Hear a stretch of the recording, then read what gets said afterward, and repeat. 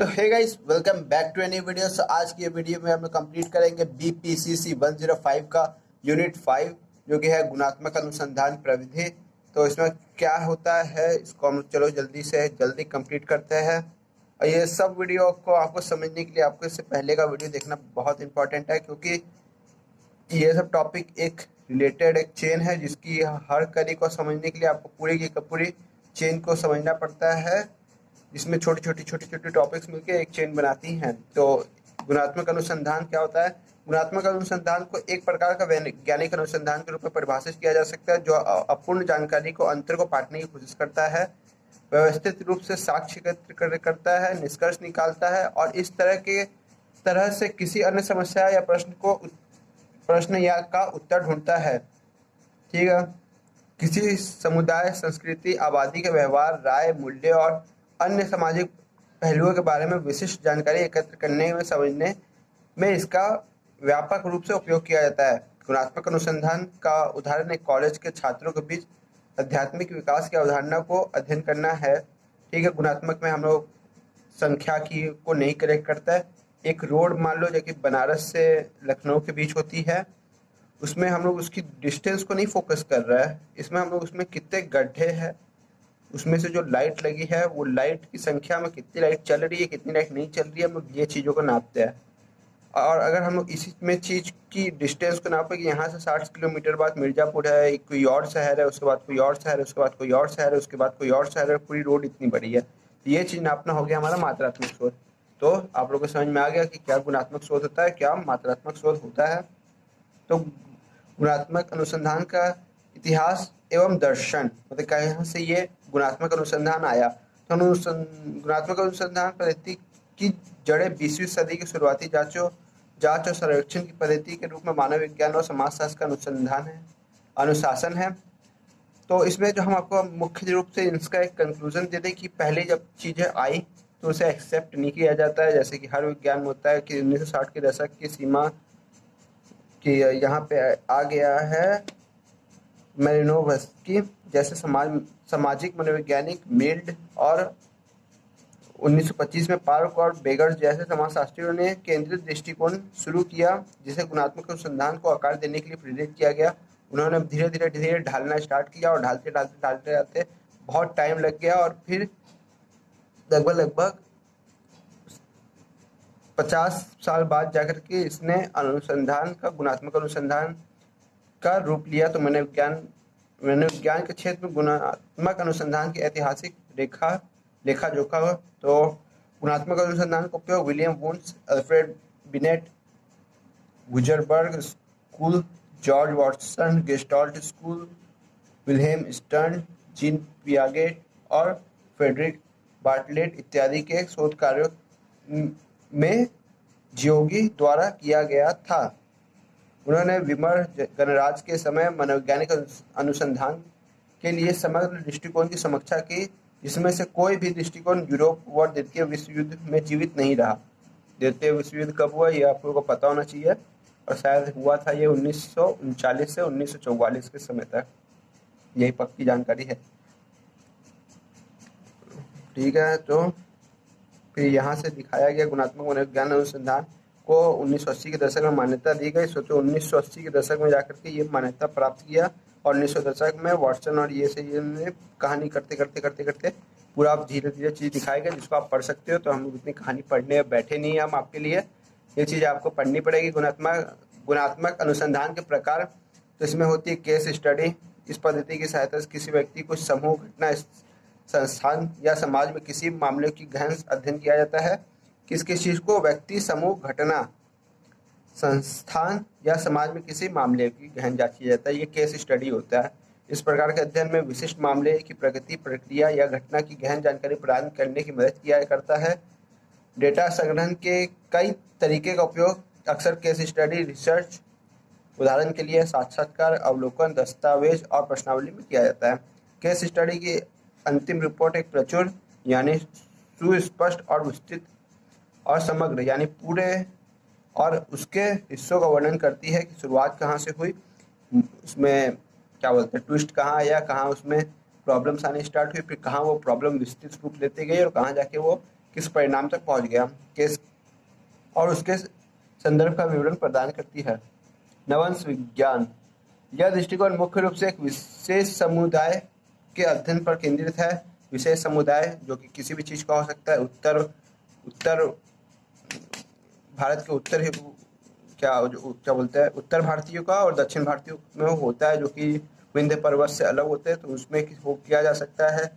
भारत के गोरों का और भारत के काले लोगों में हो सकता है, कई तरीके की चीज़ों में हो सकता है। ये पहाड़ी और मैदानी क्षेत्र में रहने वाले लोगों का हो सकता है। यह एक प्रकार का घनिष्ठ क्षेत्र अवलोकन है और मुख्य रूप से सामाजिक घटना और सांस्कृतिक घटना का अध्ययन करने की कोशिश करता है। तो उदाहरण के लिए शोधकर्ता ने सांस्कृतिक मानकों के आधार पर दूसरों की पहचान की कोशिश करते हैं।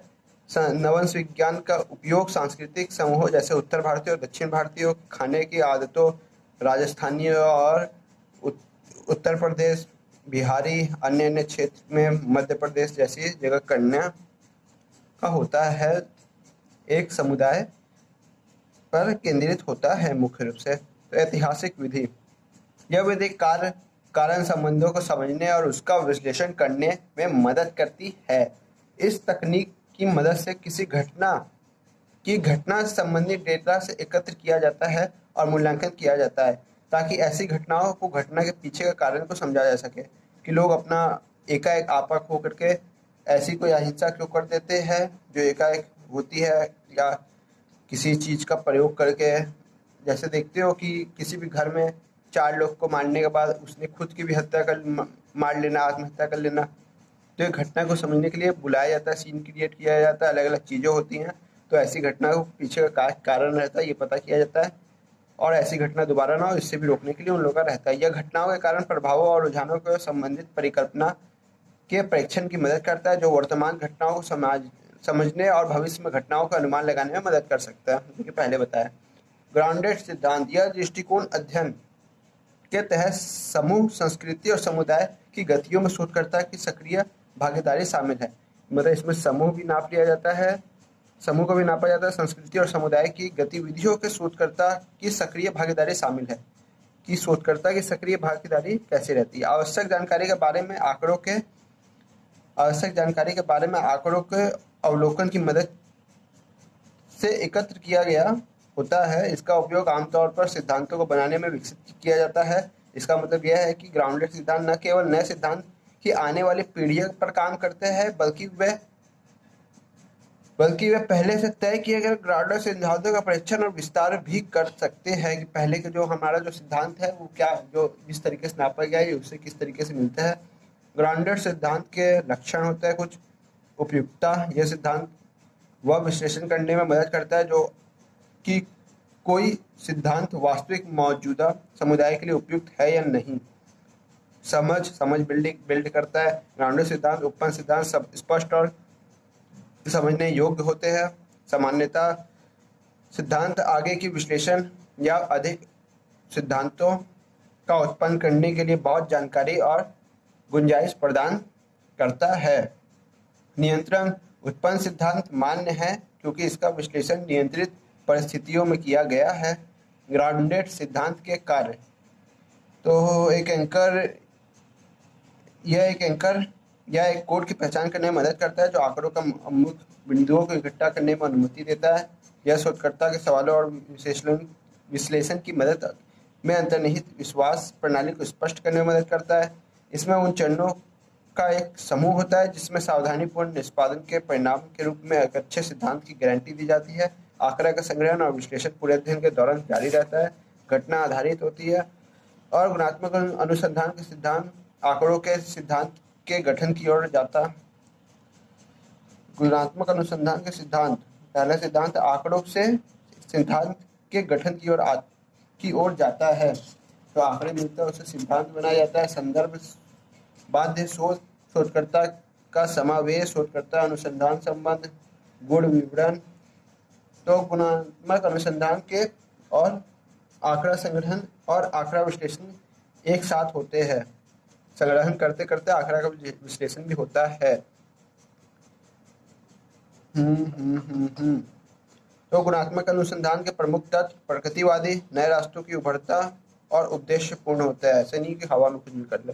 आंकड़ों का संग्रहण, आंकड़े और व्यक्तिगत अनुभव और जुड़ाव, इसे भी देखा जाता है। सहानुभूति, तटस्थता, गतिशील तंत्र, विश्लेषण, विशिष्टता, आगमनात्मक विश्लेषण, समग्र परिवेश और संदर्भ संवेदनशील। ये कहानी खत्म हो गई कि आपका गुणात्मक अनुसंधान के प्रमुख तत्व क्या क्या थे।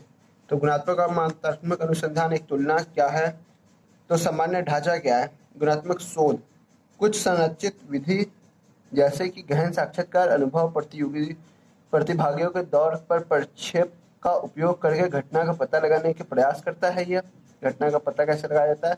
और मात्रात्मक क्या शोध क्या करता है, प्रश्नावली सर्वेक्षण, संचरित अवलोकन जैसे अत्यधिक संरचित तरीकों का उपयोग करके घटना का से संबंधित परिकल्पनाओं की पुष्टि करना चाहता है।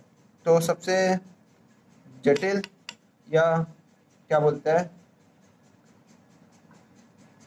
टफ या सबसे अच्छे जो निष्कर्ष देता है वो आपका गुणात्मक शोध देता है। मात्रात्मक शोध के अनुसार उद्देश्य किसका क्या होता है, उद्देश्य के आधार पर मात्रात्मक शोध और गुणात्मक शोध देखा जाए तो गुणात्मक शोध उद्देश्य में इसका उद्देश्य भिन्नता और वर्णन करना है कि कैसे चीजें अलग है, भिन्न है, और उस भिन्न चीजों का वर्णन करना, रिश्तों की व्याख्या करना, व्यवहार अनुभव की और व्यक्तियों के समूहों को मानदंडों का वर्णन करना। और मात्रात्मक शोध का उद्देश्य है, उसका उद्देश्य भिन्नता निर्धारित करना, कितनी भिन्नता है, कारण प्रभाव, कि कारण क्या होता है किसी भी चीज का, संबंधों, कारण प्रभाव संबंधों की भविष्यवाणी करना। फिर प्रश्न, लोग क्या प्रश्न लेके चलते हैं, गुणात्मक शोध और मात्रात्मक शोध। आओ, और आंकड़ा का संग्रहण के लिए उपयोग किए जाने वाले मुक्तोत्तर वाले होते हैं जिसका अंत नहीं होता है कोई।